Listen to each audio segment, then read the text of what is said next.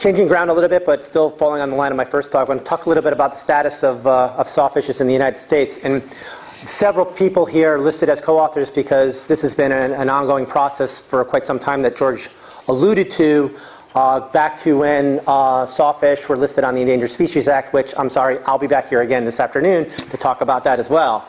So, again, just some of the few people that have played a major role in trying to get a handle on the status of sawfishes in U.S. waters. Just for overview, in United States waters, we have two species, or had two species of sawfish. One being pectinata, and the other Pristis, formerly known as Periateti. As we look at some of the historic records that George had mentioned, I'll talk a little bit about that in a moment. Pectinata was generally found from Texas to Florida in the Gulf of Mexico, and from Florida to New York along the U.S. East Coast. But as we've discussed a little bit already, the core population of sawfishes was generally found in South Florida area.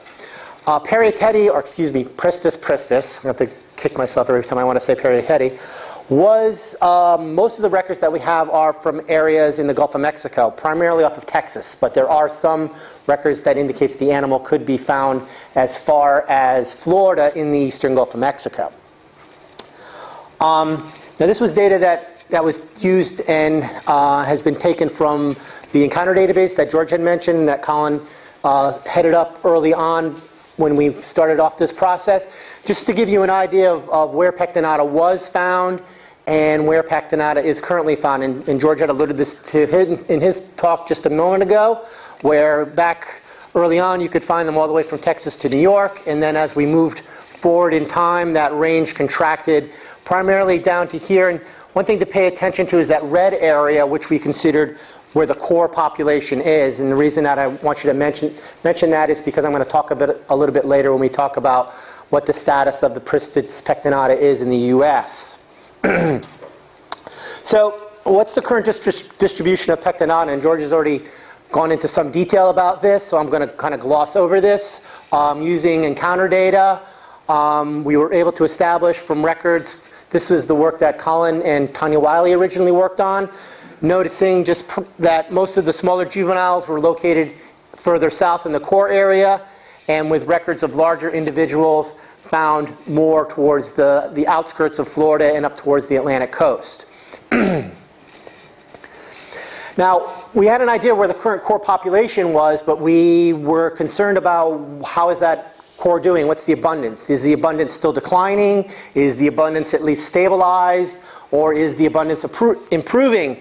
And when we looked through some of the data sources to try to come up with an abundance trend, we really didn't have anything available. There are no fishery independent surveys. Unfortunately, as we all know, sawfish are not like a lot of the commercially harvested species, like everything from sardines to tuna, which are monitored much more adequately. There was a commercial data series from a trawl data set that Colin took to look at, but again, this is historic, and it only ended about 1975, so we really had nothing more current about what we could use for an abundance trend. But luckily for us, in the core of the population in South Florida is Everglades National Park. And within the park, they had a monitoring program where anyone who went out and went commercial fishing or recreational fishing with a rod and reel or a cane pole or whatever, who caught something or fished, had to report back to a person who was waiting at the dock. And this data series went back quite a bit, back to 1972.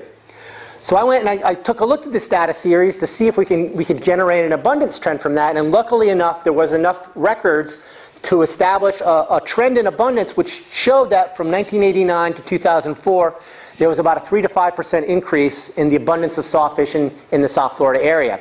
And one thing that's interesting to note is that 1989 is when the first record of a sawfish appeared in the database, although the database went back to 1972. I kind of doubt if someone caught a sawfish, they didn't report it. Catching a big charismatic animal, I think you were going to report it. And this was even much prior to when they were listed on the U.S. Endangered Species Act. So it's interesting to note that the first records weren't until the late 1980s, although the data went back to 72. Now, that was for the first cut of this data analysis up through 2004. So recently I've gone back and looked at the same data series again to carry it further through time. And as we can see, although the confidence limits are very wide because of the few records, we still do see an increase in abundance of about 3 to 5% per year. So that's good news. All right, it looks as if the core population has at least stabilized with some evidence that the population is increasing. One thing that we were kind of looking at is, obviously this population has gone through a huge decline, a huge range contraction. Has there been any evidence of a genetic bottleneck? Which would be very poor which would be very bad news for the potential recovery of the species. Damian Chapman and his group at the University in Long Island took a look at a number of genetic samples that were taken from the core population. And what they found is that even though this population has decreased by anywhere between 90 and 95%, it still has a high genetic diversity. There's very little evidence of inbreeding.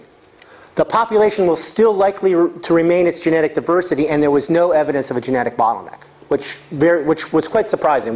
We kind of had an idea that this was going to be a crunch, but we didn't find any evidence of that whatsoever. So another good news for the current status of the U.S. population of Pectinata. As George had mentioned, this database that he's been working on, that he's been carrying forward, has been a continuing analysis of the encounters. And as I mentioned earlier, this was the red area up to 2000, which showed it primarily, again, along the South Florida area. But if you look at a more current analysis that George did a couple years ago, you can see the population is now starting to creep its way up the west side of Florida. So it appears that the core, based on the encounter data, may be increasing. So that's a good sign for this group of animals. Now for Pristis pristis, we have a different scenario. Again, these are some records of Pristis pristis from 1878 through 1960. And as you can see, they're located primarily in the Texas area, with a few records over here in Florida.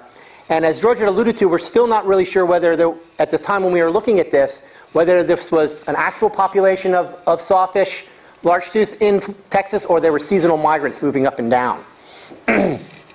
So the big question for us was there ever a U.S. population of Pristis pristis?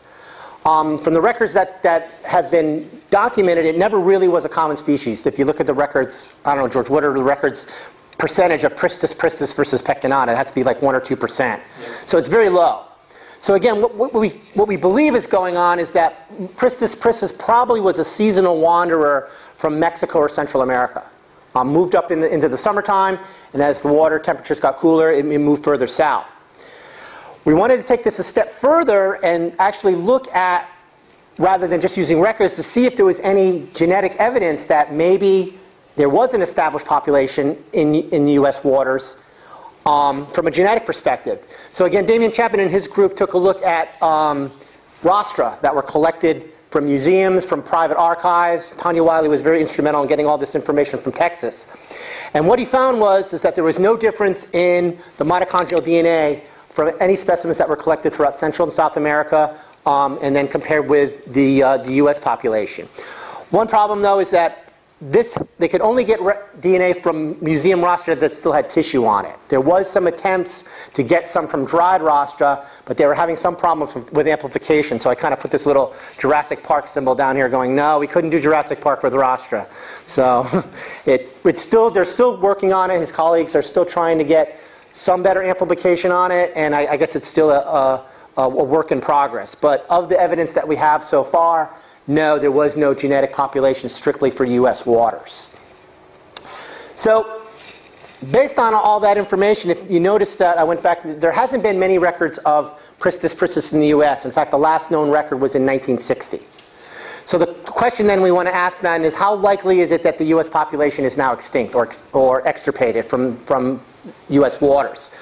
There was a study that was done quite a few years ago, or not quite a few years ago, excuse me, a few years ago by Montaluna, who, from what I gather from the paper, looked like he combined all records from both Pristis pristis and Pectinata, because he references in his paper citing records of P. pectinata from Adams et al.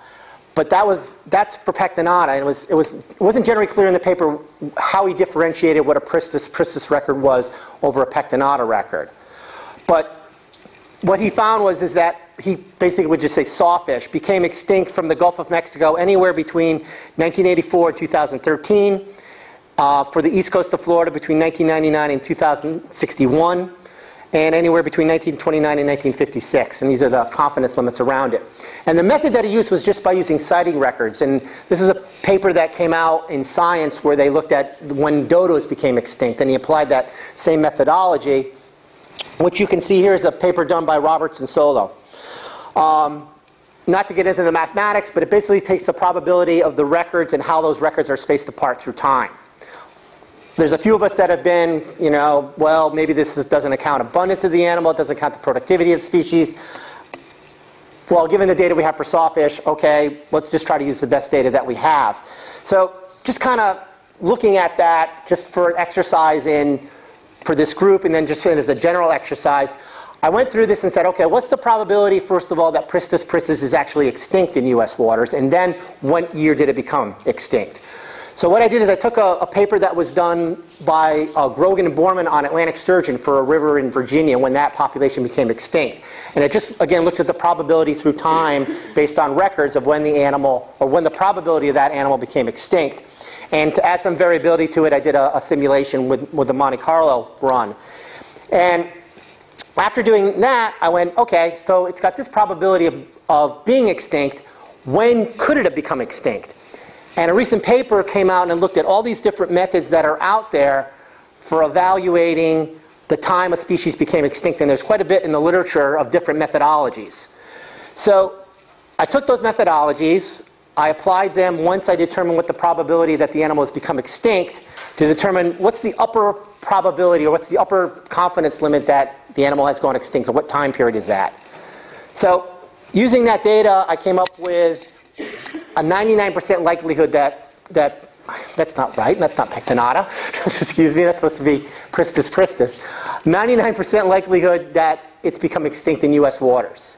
And the confidence limit using the Monte Carlo was anywhere between 83% and 100%. So pretty good likelihood. So we got a pretty good likelihood when did it become extinct. So using a bunch of different methods, and this would be the upper time period, and keep in mind the last record that we have for a sawfish Pristis pristis in U.S. waters is 1960. It could have become extinct anywhere between, the earliest would be 1963, and obviously we haven't even reached 2017 yet, so it's still in U.S. waters, but this is the purpose of doing a range of different methods, so we kind of have something to go on. So, but most of them kind of are around the 1960s area as a ballpark. And in summary, Pristis pectinata, again, the population looks like it's doing well. Its population is primarily found in southern Florida. There is some evidence that the population is increasing and the range is expanding. Good news, genetically, there's no evidence of a bottleneck. On the other hand, Pristis pristis, it's likely extirpated from the U.S. waters. However, given that it never really probably was a species found exclusively there, and it was likely a seasonal migrant from waters south. Thank you. Thank you. I was going to leave that for questions anyway. That's fine. Just as one final note, again, for the purpose of the workshop, some future work that we should start thinking about as we move forward is exchange between other areas. Again, as I mentioned in my first talk, the seasonal migrants. Is there any evidence that they're going back and forth to the Bahamas, possibly to Cuba? And then it would be very beneficial to get more large tooth samples globally to get a better idea. Maybe it's gone into a bottleneck, given its worse status than pectinata.